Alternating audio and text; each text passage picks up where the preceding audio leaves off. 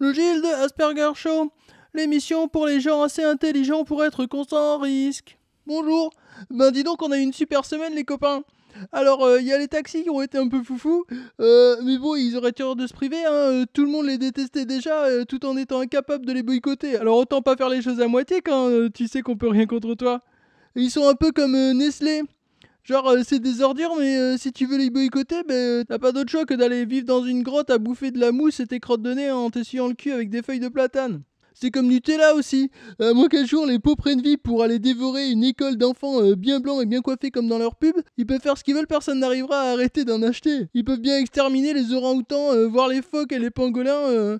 Suffit qu'ils disent qu'ils ont une charte à la con et c'est bon, tout le monde est rassuré, on peut finir sa tartine pendant que Ségolène nous en prépare une autre. Je sais même plus de quoi je parlais au début, mais ça me fait penser aux politiques du coup. Ils auraient beau avoir que 2% de la population qui vote encore, voire même ils voteraient juste entre eux les uns pour les autres, ils en trouveraient quand même un qui fait genre 2 bulletins de plus que les autres, et qui prendrait le poste en déclarant qu'il prend bien acte du mécontentement exprimé dans les urnes. Alors sinon, y a Pasqua qui est mort. Alors pour ceux qui voient pas qui c'est, alors comment dire.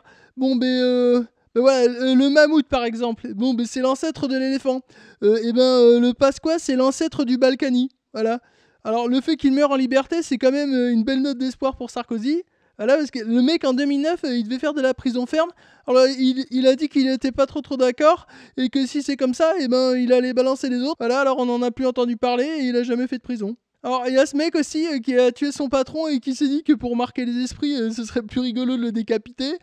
Alors bon, je doute pas qu'il y a des patrons qui méritent une petite fessée, mais là, c'est un peu comme les mecs qui brûlent des voitures de smicards dans leur quartier. Ce serait quand même plus pertinent de viser un patron du CAC 40 qui serait vraiment une grosse ordure. Parce que j'imagine qu'un coup, c'est quand même pas facile à trancher. Alors autant aussi faire l'effort de parcourir quelques kilomètres pour que ça prenne une vraie dimension sociale et que ça fasse réfléchir ceux qui pensent qu'aux actionnaires, hein, plutôt que de mettre les musulmans dans l'embarras. En plus du coup, bon, mais y a des musulmans qui ont l'air un peu bêtes à dire qu'il fallait pas faire ça pendant le ramadan. Hein, parce que, alors, j'ai peut-être pas bien compris un truc, mais il me semble vraiment que le meurtre est un écart plus grave que le non-respect du ramadan. Du coup, c'est un peu comme si, genre, dans un match de foot, t'as un gars, il prend le ballon avec les mains, il le lance dans les buts, et là, les mecs, ils gueulent « Ah, mais non, putain, t'es en hors-jeu, là on marque pas quand on est en hors-jeu !» Voilà. Par ailleurs, alors, petit détail de l'actualité, j'ai vu passer un titre, Jean-Marie Le Pen, son ex-femme le décrit comme quelqu'un de violent. Oh merde, alors là je tombe des nues. Parce que ok, bon, mais on sait qu'il a un peu torturé en Algérie quand il était jeune et fougueux, mais qui aurait cru qu'il puisse être violent? Du coup, mon projet de peluche Jean-Marie, le gros calinours, tombe complètement à l'eau. Il y a aussi eu un drame dans une partouze mondaine. Alors ça s'est passé en pleine sodomie, les mecs ils étaient bien, hein, ils tapaient bien au fond, et là d'un coup plus rien. Les mecs ils sont en train de fourrer dans le vide. Alors là, forcément, ça gueulait. Mais merde, qu'est-ce que c'est que ça? Ils sont passés où, les Grecs? Ils ont été enlevés par des extraterrestres ou quoi? Bah non, c'est juste que ça commençait à leur piquer un peu. Alors bon, bah même le Bépantène, ça marchait plus. Du coup, François Hollande, le pauvre, il est là. Oh bah non, bah c'est trop dommage, j'étais en train de leur négocier une faciale avec les banquiers. Comme j'aime pas blesser les gens, j'aimerais à l'avance présenter mes excuses à ceux qui auraient pu mal prendre le fait que je fasse un parallèle entre le ramadan et un hors-jeu. Mais voilà, je vous assure que ce que je dis, ça va dans le sens du respect de la religion musulmane, car au même titre que toutes les autres religions, ça m'agace quand les gens qui s'en revendiquent en dénaturent le sens.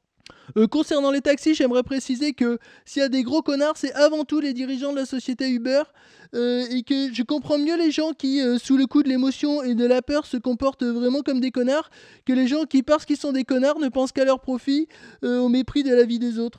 Aussi, ce que j'ai dit sur les patrons, c'était en partant de l'hypothèse qu'il y a un mec malade qui veut tuer un patron. Mais en aucun cas, je voudrais que les gens aillent tuer des patrons. Hein. On peut... Non, c'est pas bien. Mais enfin voilà, personne ne doit tuer personne. Hein. Enfin, monsieur Le Pen, si vous voyez cette vidéo, sachez que bien entendu, hein, si le projet n'avait pas été avorté, je serais venu vous en parler des peluches avant leur commercialisation.